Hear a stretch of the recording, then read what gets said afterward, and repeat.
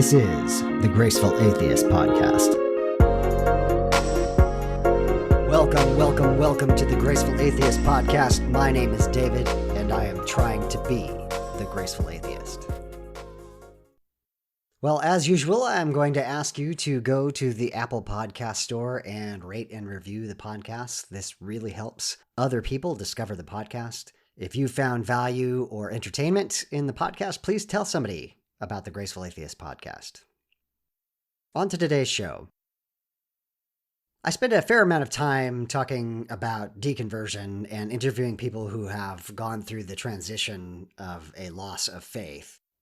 But actually, my favorite topic is what I call secular grace, or putting humanity into humanism. It is the answer to what now, post-deconversion, after you've left your faith, what do you do? That's actually the impetus that drives me to continue to do the podcast. So it is a treat for me when I get to interview somebody who is also a humanist who's concerned with putting humanity into humanism. And that is my guest today, Sasha Sagan. Sasha is a writer, a television producer, a filmmaker, and an editor. She is an essayist. She has now written a book called For Small Creatures Such as We, which is actually a quote from her very famous parents, Druyan and Carl Sagan, in the book Contact. The full quote that the title comes from is, "For small creatures such as we, the vastness is bearable only through love," which may be the most secular grace quote I've ever heard. Sasha's book incorporates her parents' graceful life philosophies, and she focuses on the rituals that we as human beings come back to over and over again. For those of you who may have deconverted or deconstructed, the idea of a ritual might be terrifying, actually, and that's okay. But Sasha points out that cultures throughout history and all over the globe tend to come up with rituals around the same time periods for the same purposes. The obvious examples are births, weddings, and funerals. And so this is not necessarily something to be frightened of. Sasha's book is beautiful and beautifully written, and I recommend it to everyone. There'll be links in the show notes. And now I give you my conversation with Sasha Sagan.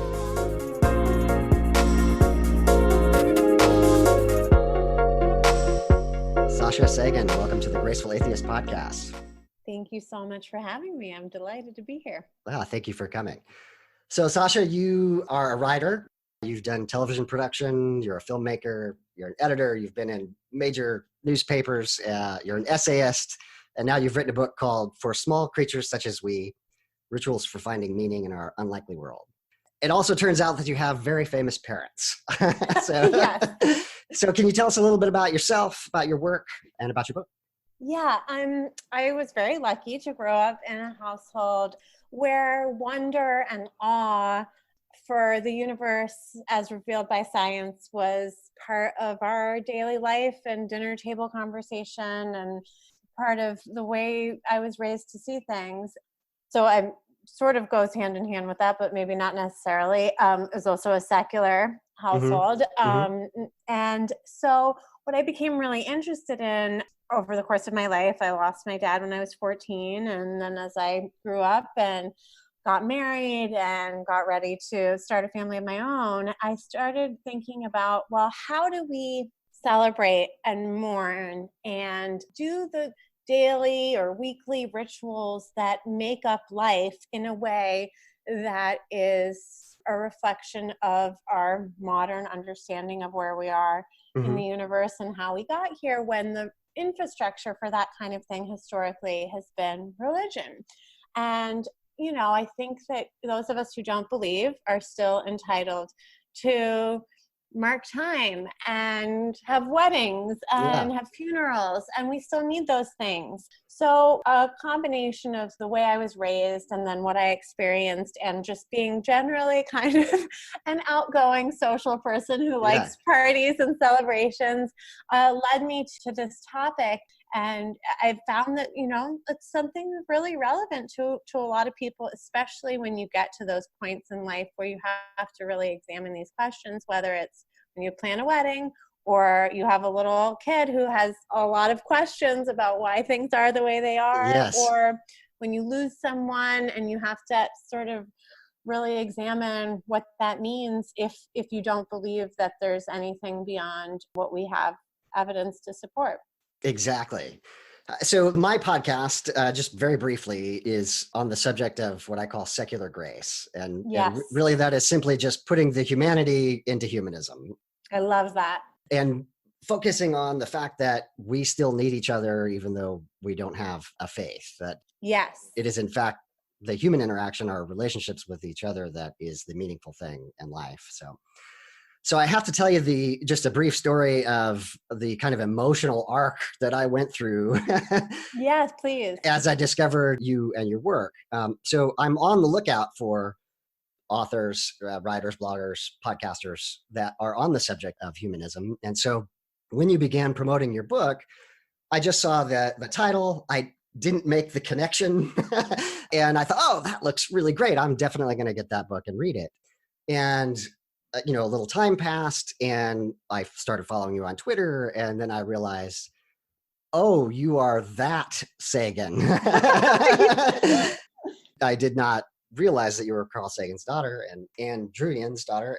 And then I read the book, and I've got to tell you, Sasha, I just was really profoundly moved. Oh, thank you. By the time I had the book in hand, I knew that we would eventually have this conversation. And part of what I wanted to do was to really focus on you and your work and not exploit the fact that you have famous parents. But your dad is just in virtually every page. It's in the grief that is present there is just both poignant and beautiful. And so the first thing I just wanted to say to you, I know you speak Spanish, is lo siento. Gracias. I feel it. I like it. Just every page, it leapt off the page for me. So your ability to convey emotion and depth was just really profound. And I just thank you for writing this book. Thank you so much. That's really kind. And it's funny because it's like, there's of course some part of me that's like, oh, I want to do my own thing or whatever. But like the way my parents raised me and their work and lots of my dad, like that, those are the major cornerstones of my identity, Sure, yeah. And so I've come to a place where I'm like, this is me carrying on what I can of their legacy and their work. Right. My mother's work continues, and she's an amazing science communicator also, and writer and producer. But I think that's who I am. And I think if I can sort of extend some of the things that they taught me that really were impactful, and maybe in my own way, continue that on, I'm comfortable with that. I don't mind that at all. And I'm very proud to be their daughter and very lucky. Well, I do want to talk about secular grief a bit as we move forward. But first, let's just start with the title of the book actually comes from the book Contact. And it turns out that your mom wrote that line. So tell us about the meaning behind that quote.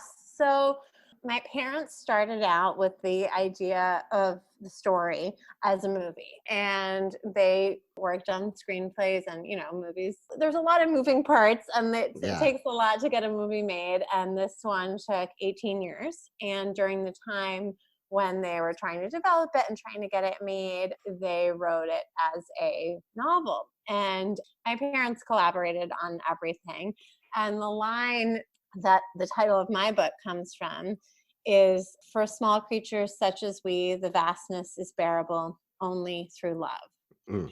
And I think that there's something about that really sums up, what you were just talking about as well. And it's sort of the antidote to the existential crisis, that feeling of like, we're tiny, the universe is big, we're gonna die, we're here for a second, nothing matters, all the stuff that really can send you off the deep end quickly. That's right. Yeah. And it's like, well, how do you get through to the other side? The existential crisis, that's real, and sometimes you have to just freak out. Yeah. But when you get through that part, I think that it's like, well, then what do we have? And it's one another, and we're here right now. And this is the moment where we're here, and it's not forever, but at least we have this moment and we're in it together. And the farther out we see ourselves in the universe, the tinier our planet is, the larger the cosmos is, it makes it all the more precious that we have one another. Otherwise, it would be really, really hard. Yes. and, and so I think that there's something to that where you can find some of the comfort that doesn't always get associated with the really scientific worldview Right. in that perspective. Well, I like what you just said, that the existential crisis is real. I sometimes feel like I hit the genetic lottery and I have a predisposition to see the wonder in life, even from Yeah, a purely naturalistic scientific point of view. It's still totally. awe-inspiring to me, and I don't work at that. It just happens. And I just wonder, how can we bottle this up? Mm. What your parents represented, what you are carrying on, how can we bottle this up and give it out to other people? It's such a good question. I mean, I think the first step, if we were really doing it on like a grand scale, would be to just like pay public school teachers a lot of money and Yes. get people who are really enthusiastic about not just, science, but math and history and all these things.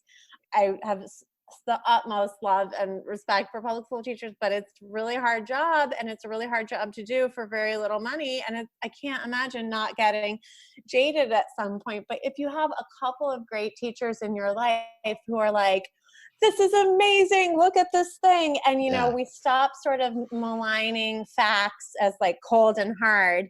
And we have this a way of teaching children that there's beauty in what is real. And like my daughter is like almost 2.5. And like when she sees the moon, she freaks out. She is so excited. It's like Yeah. Mardi Gras. And like we talk about it and it's orbiting us and we orbit the sun and it's so amazing. And we like make a really big deal about it when we see the moon. Yeah.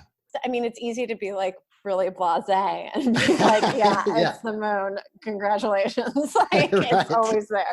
You know what I mean? Yeah. And it's like, that's sort of really natural in a way. But there's something about once you learn something and once it becomes really matter of fact, it's like you lose some of the stunning astonishment that you felt when you first discovered it as a child. And I think if we can preserve that, I mean, the example that I always love to give and the thing that I still cannot get over is like, if we told children like there is a secret code in your blood that connects you to your ancestors and to your relatives and to everyone on earth and everyone who ever lived and the earliest humans and the first one-celled organisms, Yeah. and like it's in there, and whether you believe in it or not, you can send a little bit of your blood or saliva off somewhere and it will tell you who you are. Like that's like out of a fairy tale. But by the time you're like in middle school and you have like a worksheet about alleles and chromosomes, it's like none of that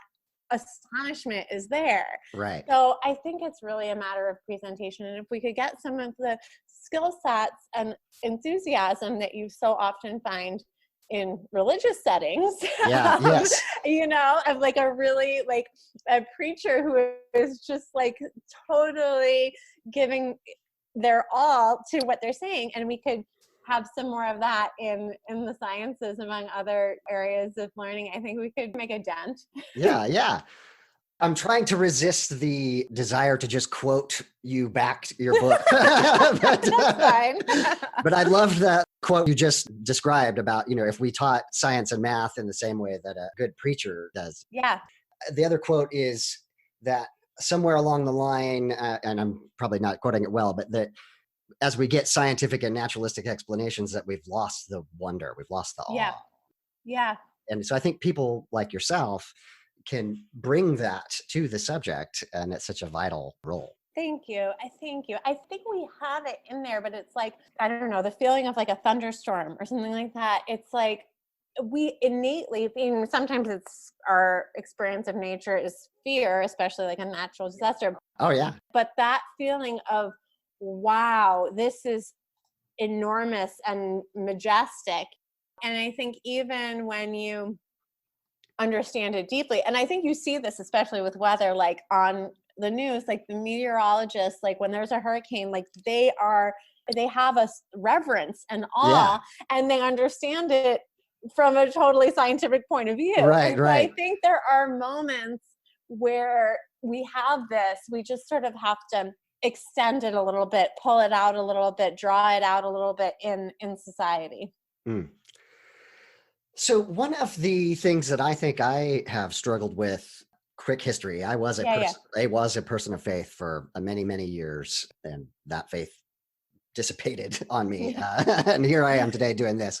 But one of the things I thought was interesting about your book is you don't shy away from words like spiritual or magic. Mm, And I find myself always using scare quotes when I use those mm. words.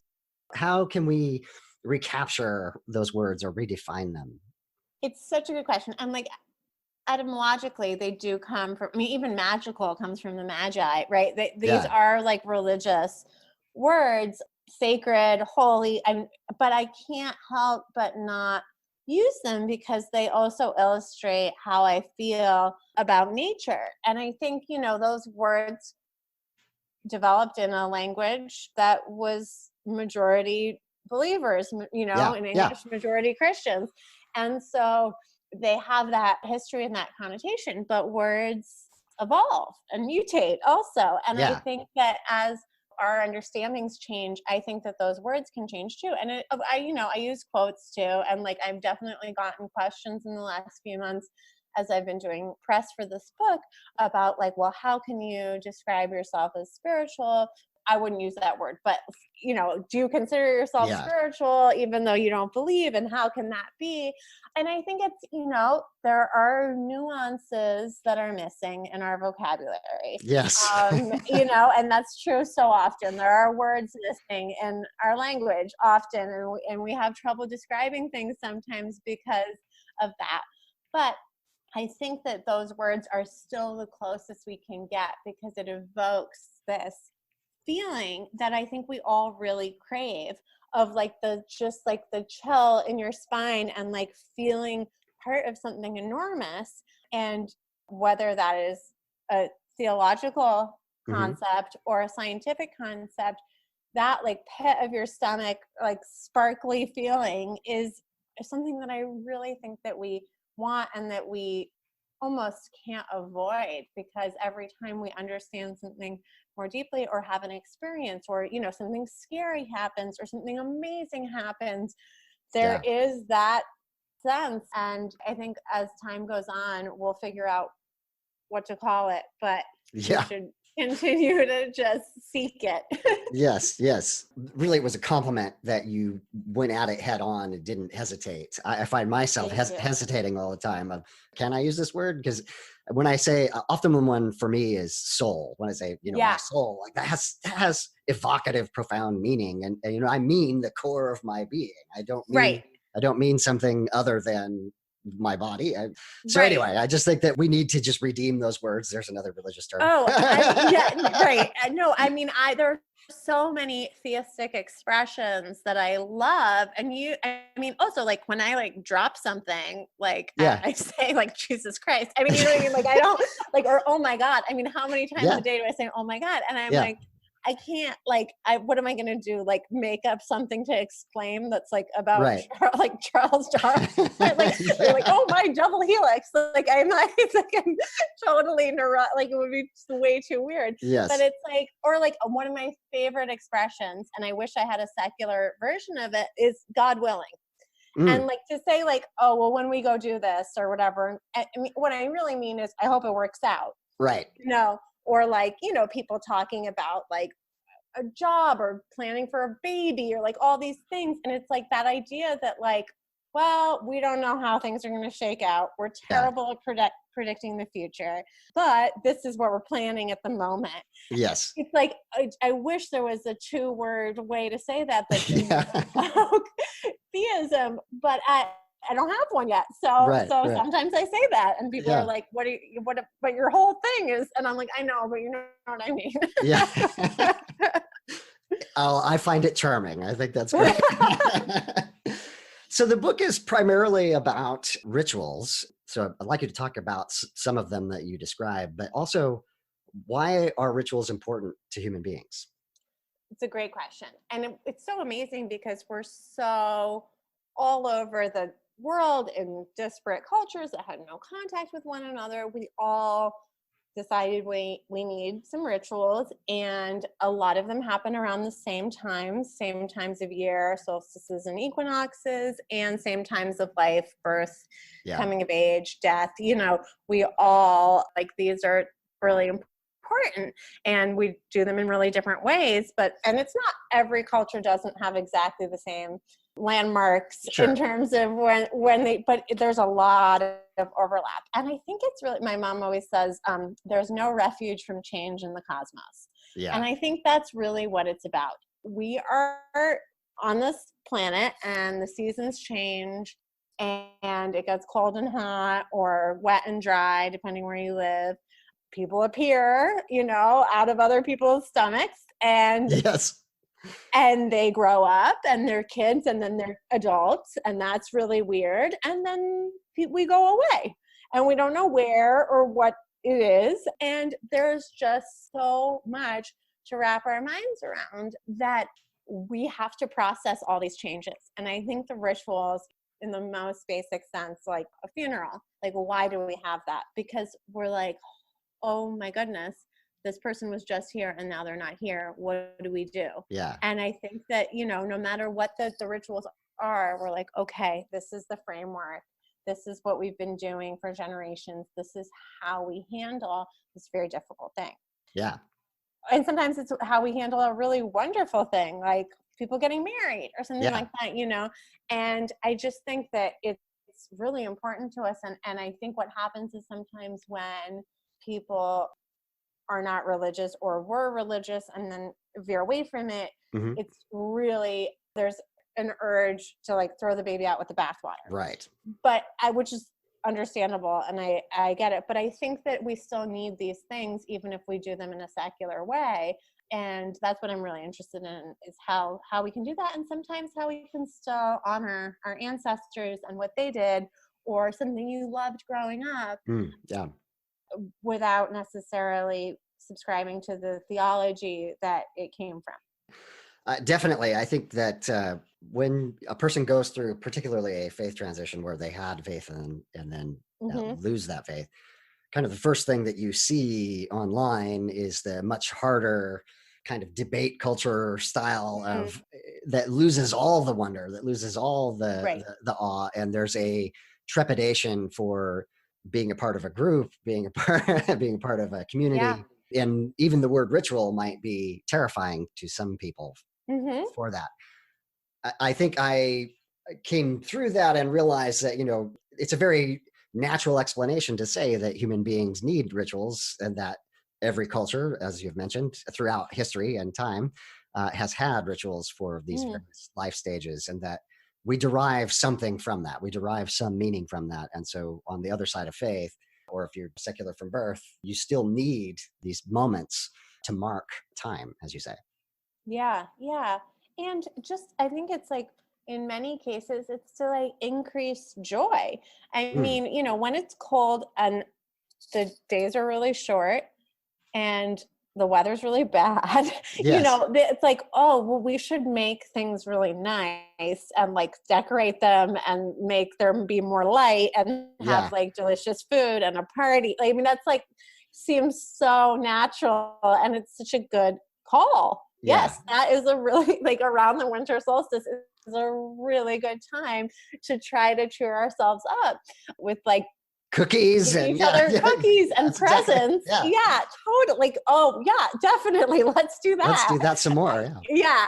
And I think that kind of stuff, once you peel back the specifics of the lore or the mythology or the theology, you end up with the same through lines.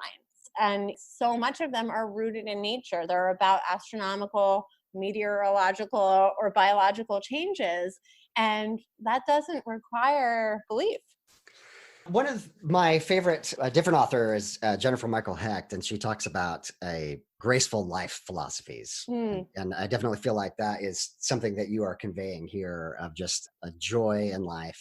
But one of the things I was struck by in your book is that you'll be in the description of just a very human event, and then the scientist in you will just jump through. The one that just literally made me laugh out loud was you were describing being in the same position around the sun, in a year, and then taking the scope out and saying, yeah, but that sun is actually orbiting the center of the galaxy as well. So we're really not in the same place. And Right. I literally started laughing out loud. It's like, this is a scientist as well.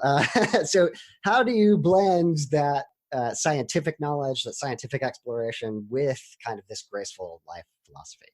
I think it's like the more we understand, I mean, if you get pleasure from like learning, the more we understand, and it's always more amazing. Mm, Reality, when we just like really use the scrutiny of the scientific method, it is always more astonishing and more amazing than what we came up with yeah. as human beings.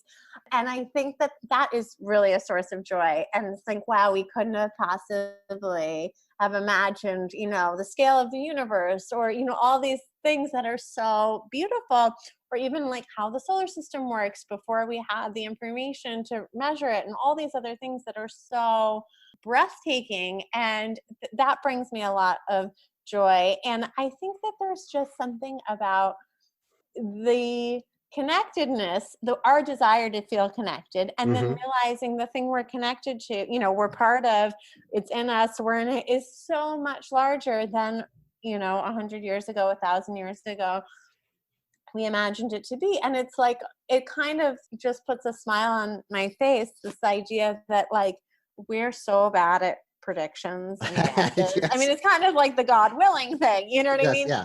But we have this system where we can test things and try to figure them out, and we still know very little, but we're on the right track and we know a lot more than we used to. And it's like there's just an endless number of, again, a sort of religious word, Yes. revelations Yes. ahead of us, and we're going to find out more and more. And we won't live to find out everything, but there's so much around the corner that will just take our breath away. And we live at a time where there's a lot of new information Yes, we do. available, which Yeah. is just so lucky. I Yeah. mean, if you were a really curious person who was interested in our place in the universe, and you lived in the year 1000, it would be like kind of a drag. Yes. And Very much so. Yeah. I often wonder how useless I would have been at any other moment in history. well, it's so hard because we're both, right? It's like each of us is both a product of our time, and Sure. we have these like innate things. But yeah, no, it's so true. And it's like, in another 1,000 years, they'll say, oh my goodness, can you imagine if you had lived in 2020? It would have been Right. horrible, you know? Right. You know? This question kept coming to me as I was reading it, and I want to pose it properly. There are times where I wondered, are there times in your life where you are reluctantly a skeptic? Are there times where you wish there was something bigger? Oh, that's interesting. Well, I don't feel that way. To me, the secular worldview is bigger in my Okay. view, even though there's not a person-like creature looking after us. I think it would be actually harder to try to understand why terrible things happen if there is a very good God who is taking care of everyone than it Sure. is to be like, it is random chaos, and the fact that anything ever works out is amazing. But it's, Yes. like that's sort of my view. The way in which I am sometimes, maybe not reluctant, but I feel that internal conflict is, we all have these experiences, like a really unlikely coincidence or something Yes. like that, where it's so hard not to be like, wait a second, that was crazy. And I Yeah. write about that a little bit in the book, but Yeah. it happens all the time. I mean, the like cliche is you think about someone and they call. And like, Yes. of course, when that happens, I'm like, holy bleep, Yeah. Yeah. but I think, and I have that like innate reaction of like, this is like a clue into the inner workings of everything, Yeah. But what I really think it is that we are really good pattern recognizers. We love patterns. That's why you can understand the random sounds I'm making right now to be words and ideas. It's a huge advantage as per our species, but we're so good at it that we see patterns where there aren't any. And it would be impossible. Like, if you think about how many random thoughts you have in the course of a day and how many people you run into or call or get a text from over the course of your life, it would be impossible that they wouldn't line up once in a while. Right. But I still think it's amazing and worthy of like a celebration and a big freak out when it does happen, because it's like, well, someone does win the lottery. You know what I mean? Yeah, like yeah. it does, right? Like, you know what I mean? Like, the chances are slim, but sometimes it lands and you, whatever, get the jackpot or whatever. And you're like, oh, amazing, you know? Statistically unlikely things happen all the time. Right. Yes. And it's like, that's still so cool, but it's not, even though I have moments where I'm like, you know, the Twilight Zone theme in my head of like, I still think that a totally statistical explanation is still like fantastic. Yeah, that's a great answer though, that the scientific answers are the bigger perspective than magic. I think so. That's the way I see it. And they're intrinsically beautiful to me too. And I think there's like this idea that it's like, oh, this emptiness of space is like so scary and negative. Whereas I still find it beautiful and comforting in a way that's like, but in all that, we're here on this little planet that we've evolved perfectly to like breathe the air and drink the water and feel the light of the star. I mean, that's amazing. Yeah. One of the ways that I try to express this is we're back to the existential crisis, but that, you know, we learned the Copernican Principle that we are not the center of the universe. We're not the center of the solar system, that we have no special place in the cosmos. Right. And I would say the flip side of that is, as far as we know, we are the only sentient creatures in this cosmos. And that makes us incredibly rare and incredibly precious. And the fact that we can communicate with each other builds profound meaning and profound comfort. I just watched the movie Ad Astra. Oh, yeah. I don't know if you watched that, but I haven't seen it. No, I have a toddler, so I don't get to exactly. Sorry. To. Do you have a movie reference from before 2017? No. I feel you. I've got teenagers now, so I remember. Very quickly, I won't bore you with this, but the premise is the father has gone out looking for proof of extraterrestrial life, and he's obsessed with that to the exclusion of everything else. And the son grows up and is also an astronaut and goes out to find him. And the son learns the lesson the father didn't, that it's humanity, that we are not alone. We have each other. Right. And anyway, it was just deeply profound. It was very quiet, very slow movie. I don't not everybody's going to love that movie, but anyway. But I couldn't help but walk away like, what a deeply humanist message. Oh, wow. Yeah. So your book, from literally the introduction, I think I tweeted this right after I read it. The first tear was shed, you know, in the introduction. Thank you. Sorry. Yeah, exactly. And I mean that as a very high compliment, that there's so much pathos, there's so much of yourself, vulnerability in the book. It's deeply profound. Just very quickly, I lost my father when I was 3 or 4. I don't really have I don't have a lot of conscious memories of him. I'm so sorry. Thank you. And then I lost my mother in 2015. Shortly after my deconversion. So a lot of grief, you know, right as I was also experiencing the loss of faith. So, you know, and I think I've spent a lot of time processing that. It's not a raw emotion. I'm not trying to elicit anything here. I feel for you, and that's really hard and complicated, I'm sure. Yes. Yeah. Very complicated. But so again, thank you for the book and for the rawness of the grief that comes out on the pages. And I think one of the topics that I'm most interested in is this idea of how do we grieve in a secular way? Right. And I think you mentioned when people come up to you and they don't realize that your father has passed away, and they'll say, hey, tell him how much his work meant to me. Yeah. You have to be the bearer of bad news. It's like, oh, it just crushed my heart. Like I couldn't believe that what you must have to go through So one of my first questions is, having so much of your father be a part of the culture, and including things like on audiobook, Mm, and literally your mom and dad's voice on Voyager that's just left the solar yeah. system. I mean, it's inescapable. Does that make that grieving process harder or easier? Oh no, it makes it easier. I mean, I'm so lucky, first of all, because of, and I write about this a little bit, because of the nature of my dad's work, I have like all this footage of him talking and his voice and like audiobook and like his Cosmos, but also like him on the Tonight Show and like all this stuff. Yeah. And still, I mean, there's like video of him I've never seen that I know is still out there that I can like look forward to 23 years after his death. So that I feel like so lucky. And that especially because I mean, now everybody has video of everybody in their family, you know, Yeah. whatever, opening presents or whatever. But like in 1996, it wasn't like that. And just because of the nature of his work, I have this, which is so lucky, and the love that people still feel for him, and like you know, once in a while, like the flip side of the oh, tell him I love his work, and I have to be like, oh well, actually he's not here anymore, and it's like so awkward. Partly because people are just generally so uncomfortable with death that Yeah. like it's like you know we don't know how to talk about it. We don't, especially not in a secular way. We don't know what the right thing to say is. There's all of that.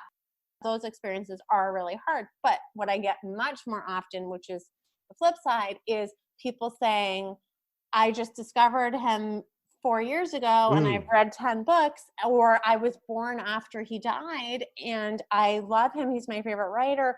Or, you know, that kind of stuff where I'm like, wow, this really is in a secular way, it's an extension, you know, he lives on a little longer in this yeah. non-literal way. And I'm so grateful for that. And that makes it so much easier. And like, I feel like what's really hard about grieving is being alone and, you know, Yeah. and isolated. And when I think other people miss him too, and they still think about him and read his work and talk about him, I'm like, well, that is extremely comforting. That's what really like honestly just like helps me enormously. So I feel like the majority of my experiences to do with him and his work and his legacy are extremely positive. And then once in a while there's ones where I'm like, oh, this is excruciating, but Yeah. that's okay too. Well, I again, one of the more touching moments in the book is you're describing him apologizing to you near the end, and that he understood what you couldn't at the moment, that this would be a life-defining moment for you, that everything would be affected by it. Yeah, yeah. And I was 14 and I just didn't understand. At the same time, I'm like, does anyone like if I was, you know, 50, would I understand? No. Right, You right. know what I mean? Like Yeah, yeah, we don't get it. And it's really hard. But like I just didn't understand that this would be in many ways the defining event of my life. And that he understood that that this would be a lot harder than I think I understood at that time or for many years afterwards.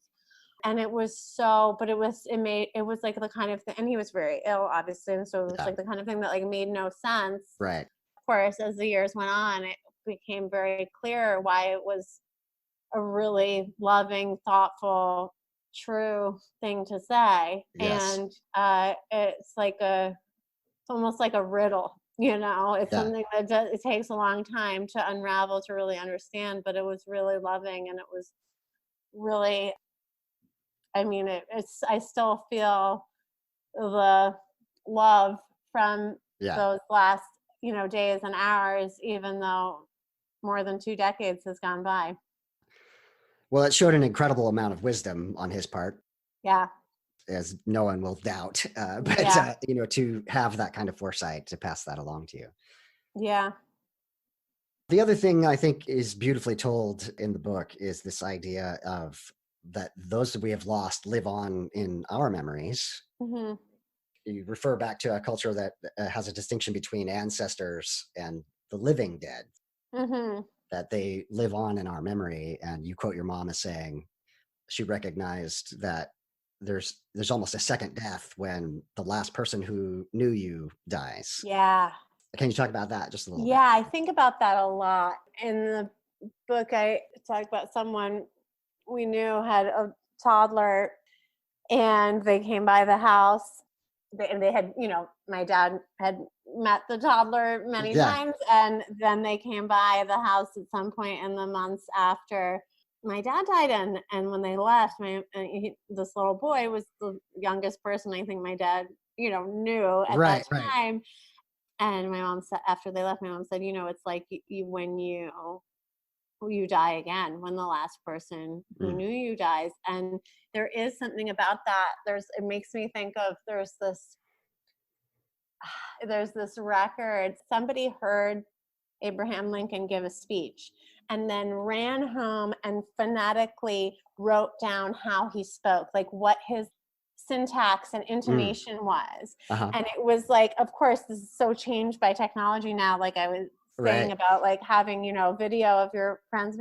And it's like this idea that like, well, now everybody who ever heard Abraham Lincoln speak is gone too. And it's like, that's another way in which we're gone. And some people, a very, very small handful of people, if your profile is on a coin or there is a statue to Right. you, or, the most smallest percentage of people who ever lived, or we just know their name, even if we don't know really anything about them, the century when they lived, the part of the world. But other than that, we go away. And that is something that, there's two approaches to that, or three maybe. One is to deny it, and Hmm. if you say, okay, well, that's not your belief system. If you believe that we don't go away, we just go somewhere else. And we continue on. Okay, that's one approach. Another approach is to sort of try to fight it with like, I don't know, like cryogenically freezing Yeah, people yes. and like, all these Yeah. things that we come up with to deny that in another way. And that's okay too. But the third way is to say, okay, well, that's how this works, and we'll be gone at some point. And even if we figure out whatever technology, the sun's going to burn out in 5 billion years. The earth is, maybe we can emigrate to some other planet, maybe. But Right. the things that we hold dear and the world literally and figuratively that we exist in now is not forever. And so I think there's really something valuable. The third way, the way I would Hmm. approach it, is to face that and say, okay, that's real, but we're here right now. Right. And so let's do what we can to make the world better, to find joy, to experience love, give love, all these things that will make it so that when the time does come, it'll not feel as bad, I think. I've described kind of a parallel concept of giving up the idea of the soul, Mm, where there's this psychological need to believe that we go on. mm. I think as well to believe that our loved ones. Yes. I mean, more so almost. I Yeah, think almost that's more the so. Yeah. harder. Yeah, yeah, yeah. Yeah, and and I would love to believe that I would get to see my mom and my dad. Yeah. Like I'd love to be able to believe that. But I recognize that having, again, for me personally, having gone through that transition, that part of the reason that was so difficult was coming to grips with the finiteness of life. That Yeah. on the other side of it now, and this is not original in any way, but the idea that it is finite gives everything poignance. There's every Yes. moment with my family, my loved ones, my daughters, my wife, friends is valuable precisely because it is rare and fleeting.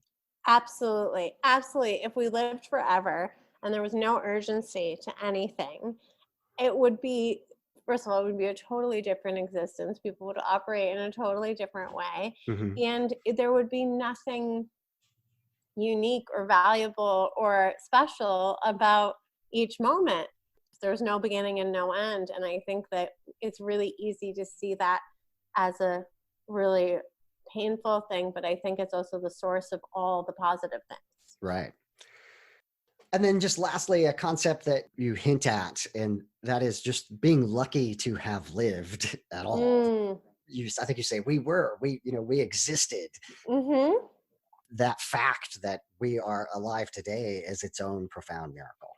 Yeah, and I think that that's like a lot of what the beginning of the book is about is like in all the different things that had to happen for you to be alive right now, and all your different ancestors who had to cross paths, and all this unbelievable plagues and invasions and wars that Yeah, somebody had to survive to get to the point where right now in the present you're listening to this podcast is right. really astonishing. And I think that maybe there would be some other version of each of us, but we would have different ancestors with different combinations of qualities and idiosyncrasies and allergies and all sorts of other things. And I think the idea that like you being exactly you at this moment happened, like if we can find a way to celebrate that. And I think the way that we find it the most is when we fall in love, because then you're like, wow, you're you and you're so amazing and you have all these qualities that are so wonderful. And it's like that we sort of can glean it when it's in another person or when you have a new baby and you're like, oh my Yeah, goodness, you're this. Oh, I see my great uncle's funny expression and like all these things yeah, and so we get it like at the best moments of our lives, we get these little glimpses into that. And I think if we can find a way to extend that into other parts of our lives, I think it would be really worthwhile. absolutely. Yeah, that's beautiful. I'm sorry, I said lastly, and really, I've got another That's fine. That's fine. one more question. Again, on this side of faith, or those of us who were believers, church or synagogue, or provides this community, this built-in Yes. community. I really loved the story you tell about your girlfriends getting together on a Yeah. regular basis. Talk about how you have built community in your life.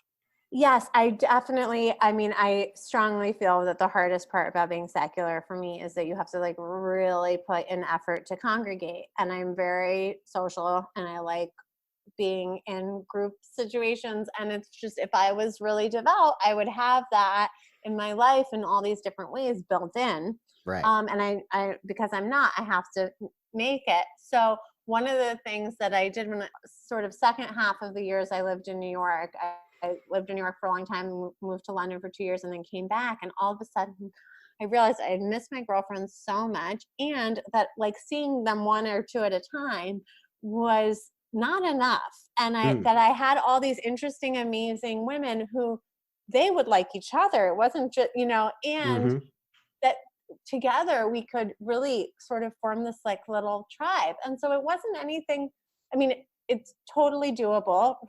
You can try this at home. Yeah. Just once a month, we had a dinner. We picked a restaurant and I would send out an email, and sometimes it would be 5 or 6 of us, and sometimes it would be 12 or 13 of us.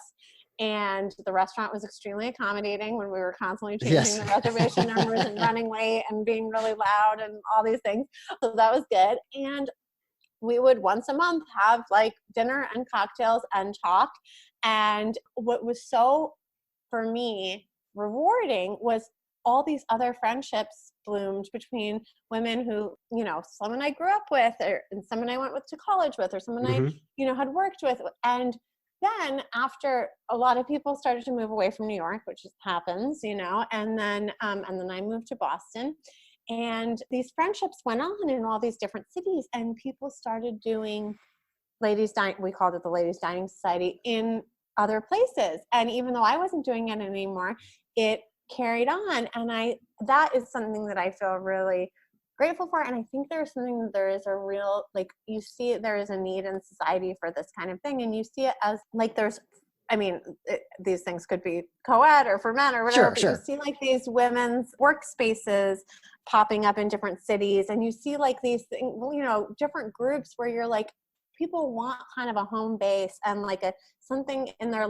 life that's regular and steady. And feeds them intellectually, emotionally, in Yeah. some way, literally, Yes. dinner party. And I think that a lot of people crave that. And I think if you're secular, sometimes it's a little bit more of a drag and you got to put it together yourself, but I think it's worth it.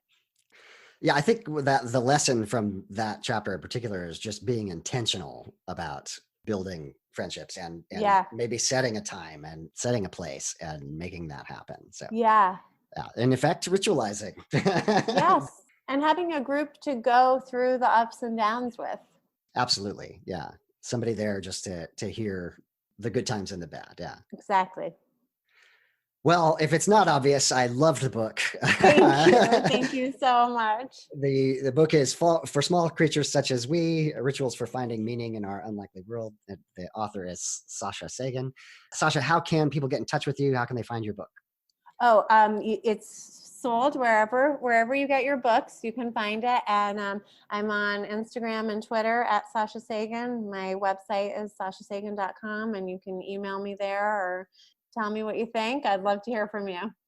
Fantastic. Thank you so much for your time. I appreciate it. Thank you.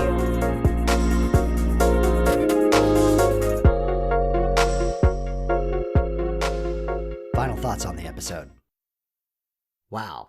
All I can say is, again, it was a joy to speak with Sasha. I find it wonderfully fulfilling to talk to another person who has the same sense of gratitude, awe, and wonder at the world, while also holding purely naturalistic and scientific ideas about the world. And she so beautifully tells those both in the book and in this episode about how her parents passed those things along to her. And now she's passing them along to us. I loved her answer when I asked about whether she was a reluctant skeptic, and she pointed out that the scientific answers tend to be bigger and more awe-inspiring than any magical or theistic answers ever could be. That was a profound answer.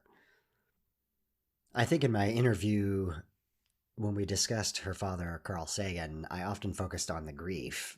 I want to highlight here as well the joy that comes across in Sasha's book and in the podcast episode. Clearly, he has had a tremendous impact on her, and the impact on the world continues to reverberate in her life. I just really appreciate Sasha's willingness to share both the grief and her joy in her relationship with her father. I still can't get over the quote that the book title comes from. For small creatures such as we, the vastness is only bearable through love. And it turns out that it was Druyan who wrote that particular line. It encapsulates so much of secular grace. And another theme that Sasha and I hit in the episode of, she quotes her mom as saying, "There's no refuge from change in the cosmos." And Sasha talks about having to face the reality that everything will cease, including the sun burning out and the heat death of the universe. But we're here now. And let's do what we can to make the world a better place. That, too, encapsulates secular grace. I want to thank Sasha for coming on the program, for giving me her time, and for sharing with us her book and her insights and her graceful life philosophies. I will have links in the show notes for finding her online on Twitter, and as well as links for her book. I highly encourage you to go out and get the book and read it. As the chaos and randomness of the cosmos would have it, Sasha also did an interview with Bart Campolo on the Humanize Me podcast, and I think it's a great discussion, and I highly encourage you to go and listen to that as well, especially if you can't get enough of Sasha Sagan. Are you still here? Oh, good. I've got a couple more announcements for you. One is that I have recently done an episode of the relationship podcast From Long Distance to Marriage with Andrea and Rich. You might ask, why would I do that episode? Well, they were doing a series on secular relationships or interfaith relationships. I went on with my friend Alice Gretchen from Dare to Doubt. Alice from the perspective of being very choosy about the partners that she chooses and what their faith positions might be. And me from the perspective of being in a relationship with my wife who is a believer and deconverting in the middle of marriage. and trying to focus on the love that we have for one another and our shared set of values. Anyway, I highly recommend that you check out From Long Distance to Marriage in the next week or so. I think that was a fascinating conversation. And then the second thing I wanted to bring up is that I occasionally do a call or a hangout with people who are not interested in publicizing their story, but they need to tell it to somebody. And I generally will do a 15 or 30-minute call with people just to let them tell me their deconversion stories. And a common theme that I hear from them often is, what can I do? How can I give back? I just wanted to highlight that you can do many things. You can start a blog. You can start your own podcast. You can find groups with meetup.com. You can start your own book club. Any secular activity of any kind that builds some community is a great way to go. But I'm going to highlight one more thing. I haven't pushed it very often, but I need to reiterate again how much better I think this podcast could be if I had a bit more community support. So this is a call out to you if you have a talent in any area: graphic design, audio engineering, marketing, social media expertise, website design, anything that could help make this podcast better, help more people. I'm going to just put out the call to the community. If you're interested, please get in touch with me. Send me an email at gracefulatheist@gmail.com. I'm going to slightly alter my typical sign-off and say, my name is David, and I am trying to be the Graceful Atheist. Please join me and be graceful in your lives as well. Time for some footnotes. The song is a track called Waves by Micaiah Beats. Please check out her music. Links will be in the show notes. If you'd like to help support the podcast, here are the ways you can go about that. First, help promote it. The podcast's audience grows by word of mouth. If you found it useful or just entertaining, please pass it on to your friends and family. Post about it on social media so that others can find it. Please rate and review the podcast wherever you get your podcasts. This will help raise the visibility of our show. Join me on the podcast. Tell your story. Have you gone through a faith transition? You want to tell that to the world? Let me know and let's have you on. Do you know someone who needs to tell their story? Let them know. Do you have criticisms about atheism or humanism, but you're willing to have an honesty contest with me? Come on the show. If you have a book or a blog that you want to promote, I'd like to hear from you. Also, you can contribute technical support. If you are good at graphic design, sound engineering, or marketing, please let me know and I'll let you know how you can participate. And finally, financial support. There will be a link on the show notes to allow contributions which would help defray the cost of producing the show. If you want to get in touch with me, you can Google Graceful Atheist, or you can send email to gracefulatheist@gmail.com. You can tweet at me at gracefulatheist, or you can just check out my website at gracefulatheist.wordpress.com. Get in touch and let me know if you appreciate the podcast. Well, this has been the Graceful Atheist Podcast. My name is David, and I am trying to be the Graceful Atheist. Grab somebody you love and tell them how much they mean to you.